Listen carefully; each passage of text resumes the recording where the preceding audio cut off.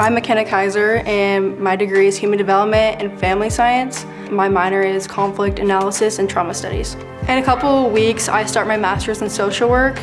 I feel pretty confident going to get my master's because of how K-State prepared me throughout my 4 years. And with my undergrad, I got this amazing internship. I was a behavioral health intern at Youth Villages in Memphis, Tennessee, where I worked at a level 4 facility with boys ages 13 to 15.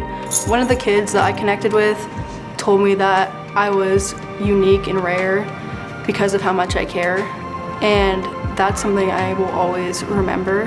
I feel like I learned so much about myself with working there. My experience at K-State changed my life and really helped me find what I was passionate about and feel like I made a difference.